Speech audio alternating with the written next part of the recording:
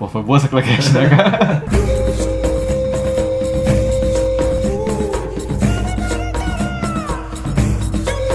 O livro de hoje não é um livro de hoje, é um caderno. O caderno de hoje é esse aqui. Vou mostrar para vocês hoje um caderno que foi escrito por um amigo meu e um caderno que foi escrito por mim também.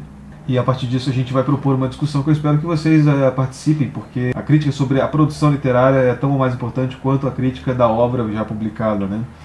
Todo mundo escreve, todo mundo gosta de expressar por meio da escrita, e não é raro que as pessoas agora, principalmente, existem cadernos bonitos assim como esse, por exemplo, ou como esse aqui, né, que é o famoso Moleskine, estão se popularizando, as pessoas gostam de usar para escrever seus pensamentos ou qualquer coisa que elas queiram ler depois. Eu resolvi fazer esse livro porque tem um amigo meu que há um tempo atrás, um mês atrás mais ou menos, deixou uma comunidade terapêutica. É uma espécie de clínica de reabilitação para dependentes químicos, mas é uma clínica de reabilitação que você pode se internar voluntariamente. Ele se internou, ele estava com problemas de vício, né, principalmente em cocaína, outras drogas, né, enfim, ele era usuário de várias outras drogas, maconha, ácido, anfetamina, qualquer coisa do tipo.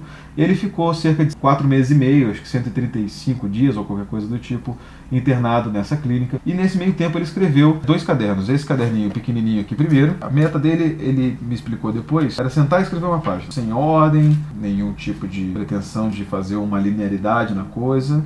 Ele fazia uns desenhinhos também, um casal de yoga. E anotando o que ele ia passando, enfim. Depois ele escreveu esse aqui, que é o maior. A proposta se segue até o momento em que ele deixa a comunidade terapêutica e volta para casa e escreve algumas primeiras páginas sobre a volta, né? É um relato interessantíssimo, não é uma literatura clássica como a gente está acostumado. Ele tem um valor literário muito grande aqui, no sentido de que ele é verdadeiro no relato e ele traz coisas que são de um universo que a gente às vezes desconhece, né? Essa comunidade terapêutica, né? Essa é uma loucura, né, cara? Claro, você tá lidando com ex-noias, né, cara? Você convive com ele. Tem uma página, por exemplo, que ele fala, ele estava deitado na cama e chegou um noia numa crise de abstinência e mordeu o dedão do pé dele, por exemplo.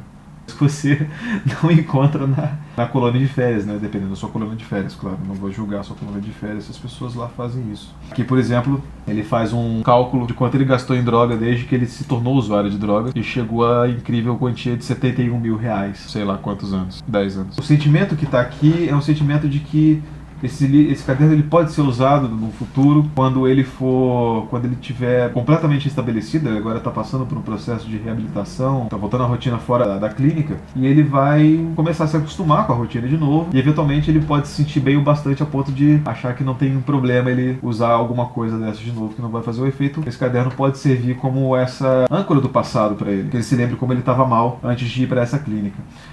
Fato curioso também, ele passou 130 dias, dos quais eu acho que perto de 60 ou 90, não lembro exatamente o número, ele passou internado com o próprio pai. Ele se internou com o pai dele, e também é usuário de drogas, até um dependente químico muito mais problemático do que ele, porque o pai dele é usuário de crack. Ele se internou voluntariamente e saiu voluntariamente também. Ele conta aqui que provavelmente ele deve ter saído para uma recaída imediata. Vou ler uma página, por exemplo. Faz parte do vocabulário pessoal aqui a tal da recaída da calcinha, que pode ocorrer em qualquer situação que envolva mulher, seja uma mulher doidona, a desilusão amorosa ou qualquer tipo de mulher. Eu ouvi de um cara aqui que ficou vários anos limpo a seguinte história. Fui pra noite, peguei uma mulher na manha e levei pro motel. Lá ela quis uma champanhe e eu deixei abrir, mas disse que não ia beber. Ela me atazanou tanto que eu tomei uma taça. Depois tomei mais mais dose. Quando vi, já tinha deixado a mulher em casa e estava na biqueira. Queda. Aponte os erros do elemento. 1. Tava fazendo o que na balada, cara? 2. Levar vagabunda pro motel de primeira? Boa coisa, não dá. 3. Não adianta pôr a culpa na menina. Se bebeu foi porque quis. Não adianta querer achar a mulher decente desse jeito. Conclusão. É interessante para quem quer ficar numa boa ter uma mulher responsa do lado. Uma mulher que saiba como opera a recaída no cara e que não leve o cara pro buraco. E melhor que goste bastante de sexo também para o cara não querer correr por fora e cair de bobo como esse cara da história fez. Então ele conta várias. Ele fala sobre o esquema das drogas nas festas, enfim. Fala sobre a molecada que está numa situação muito pior do que ele lá. Tem uns adolescentes lá que vieram assim de educandários, reformatórios, enfim, os caras faziam raio de parede. Raio de parede, se você não sabe, é você arrancar essa tinta da parede, moer como se fosse cocaína e cheirar. como se fosse um raio de cocaína, você cheira a tinta da parede. Ele escreveu uma meia página pra mim aqui também. Eu vou ler essa página porque eu fiquei bem emocionado. Eu tenho um amigo jornalista que escreveria um caderno desse 1000 vezes melhor que eu, mas o tempo que ele gastou se preparando para isso, lendo, estudando e aprendendo, eu gastei no rolê, colecionando conteúdo, para me deixar bem transtornado. Acho que quando terminar esse, vou jogar no colo dele e deixá-lo ler, só para ver o que ele disse. É um dos caras mais loucos e mais inteligentes que eu conheço. Além disso, é uma das boas amizades bem caretas que eu acabei afastando, pois sempre queria socar droga no elemento. Yuri, depois me diz aí se curtiu. Essa minha página foi pra minha mãe e pro meu pai, especialmente pra você. Eu acho engraçado como ele acha que eu sou uma pessoa assim super correta que não estava nunca em nenhum rolê. Obrigado por você achar isso de mim, assim, eu fico bem honrado. Mas o fato é que eu também escrevi um caderninho desse, não escrevi um caderno de memórias, nem de diário, nem nada do tipo. Mas eu fiz um caderno de ensaios. Eu sempre tive essa vontade de escrever em caderno e eu escrevi um caderno que ainda está em processo de ser escrito, porque ele é um caderno muito grande, né? Ele tem muitas páginas em branco ainda. Ele veio de uma continuação. O primeiro livro que eu quis escrever na vida, eu estava na 6ª série e eu fiz um caderninho que chamava As 1 milhão de coisas que eu odeio. Esse era o nome do livro. Era uma lista, basicamente. Uma lista que começava no número 1, de coisas triviais, assim, do tipo ketchup seco no gargalo da garrafa e migalha de pão na margarina, a coisas mais substanciais, assim, tipo sabonete remendado, choque na tomada e, enfim, polícia. Esse livro aqui, que é um livro, na verdade é um caderninho, né, mas ele chama O Pequeno Grande Livro das Pequenas Obsessões e Outros Distúrbios Nada a Ver. Ele tem uma pequena introdução, de 10 páginas. Eu faço alguns desenhinhos, assim, ó, tipo o Pirata Depressivo. A parte mais legal do meu dia é a hora de dormir.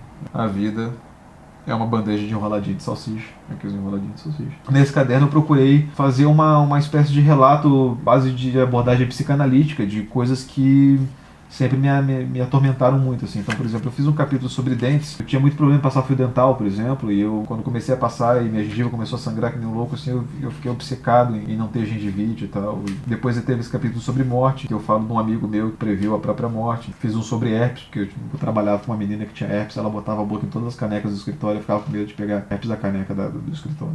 O que dizem que é possível, né? Espero que ela não esteja vendo esse vídeo agora. Mas é um caderno que ele está sempre em construção. Eu vou continuar escrevendo esse caderno para sempre. Ele sempre está comigo, eu boto a data nele. Eu comecei ele acho que em 2010, escrevi um capítulo em 2011, outro em 2012. Ele não é um caderno temático fechado como esse aqui, ou como esses dois aqui, mas ele tem o seu valor também. Por quê? E aí que eu queria chegar no ponto do vídeo, né? Assim, qual é o valor dessa literatura que a gente produz? Essa é a discussão que eu gostaria de trazer hoje. Para a gente falar disso, a gente precisaria entender um pouco sobre por que a gente gosta de literatura e por que a gente lê livros, né? Esse livro do Antônio Tabucchi, né, o Afirma Pereira, ele tem um trecho em que ele diz assim que a filosofia busca muita verdade, mas talvez só fale de ilusões, ao passo que a literatura só fala de ilusões, mas talvez diga a verdade. Essa afirmação ela encontra um respaldo no ensaio que o Stendhal fez. Eu não vou lembrar qual que é o ensaio, mas é uma alegoria que eu gosto muito de usar para justificar esse valor da literatura. E o Stendhal ele diz assim que, assim como a gente não estuda anatomia abrindo o nosso próprio corpo, a gente não... olha o meu baço aqui, olha o meu estômago, né? A gente não faz isso. A gente busca em outros corpos, né? Corpos de pessoas mortas, por exemplo, a gente aprende olhando ali e fazendo a analogia com o nosso próprio corpo, né? Assim, tem um fígado aqui, eu também devo ter um fígado aqui. Dessa mesma forma como a gente aprende sobre o corpo de outras pessoas, a gente aprende sobre as emoções, não de uma maneira autodidata, mas de uma maneira análoga e reflexiva com o sentimento de outras pessoas. E esses sentimentos eles são geralmente muito mais explicitados de uma forma muito mais didática na literatura, né? Essas ações, a construção de personalidade, a gente consegue entender muito melhor quando a gente tem páginas de um livro em que as coisas se acontecem de maneira linear, os personagens se comportam de acordo com os acontecimentos e eles sentem coisas baseadas naquilo que a gente espera deles como personagens. Esse tipo de leitura da importância da literatura, eu acho que procede muito porque a gente nunca viveu em uma época que fosse emocionalmente aberta para que a gente pudesse expressar emocionalmente. Nunca houve essa época ainda, eu acho, que a gente pudesse dizer tudo aquilo que a gente sente, tudo aquilo que a gente experimenta. E a gente busca entender essas coisas que a gente sente nos livros. A gente tenta entender um pouco mais sobre nós mesmos nos livros que a gente lê. E é por isso que a gente, às vezes, tem uma biblioteca, como eu tenho a minha, e essa biblioteca, muitas vezes, ela reflete a nossa personalidade, porque ela reflete as coisas que a gente busca nos livros, né? Os interesses que a gente busca numa leitura, num romance, num enredo, muitas vezes refletem coisas que a gente busca em nós mesmos.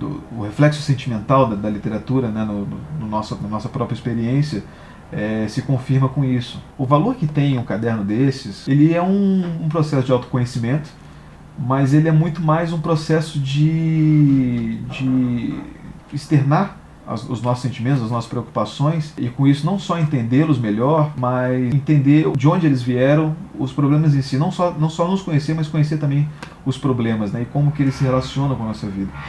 E claro, muitos livros que a gente lê hoje em dia, eles começaram assim, começaram com cadernos como esse, até que alguém supôs que isso seria uma coisa boa para que outros leitores pudessem conhecer também esses sentimentos, talvez se relacionassem com ele. E existem vários escritores que escrevem a partir de memórias, né? A gente já falou, por exemplo, do Hemingway, né? Eu sempre falo que é um cara extremamente conectado com a realidade, né? Ele gosta de escrever coisas que ele viveu, mas também os livros de memória, as notas autobiográficas, esses gêneros da literatura dizem respeito a esse autoconhecimento e ao conhecimento dos problemas que, se você está lendo, é porque você também, de alguma maneira, se identifica com aquilo e se conhece um pouco melhor por meio da experiência de outras pessoas. Esse vídeo ele não tem uma conclusão, ele é só uma coisa que eu gostaria de jogar para vocês, e gostaria que vocês comentassem sobre isso, falassem se vocês também têm essa vontade de escrever e a importância que essa leitura tem na vida de vocês, no conhecimento que vocês têm sobre vocês mesmos, né? O quanto vocês se conhecem pelos livros que vocês leem. Esse vídeo é bem sem graça, não é engraçadinho igual os outros, mas era só uma discussão e uma boa oportunidade de mostrar materiais valiosos que a gente recebeu aqui e que não dava para deixar passar. Estamos no Instagram, estamos no Twitter, estamos no Facebook, estamos no YouTube,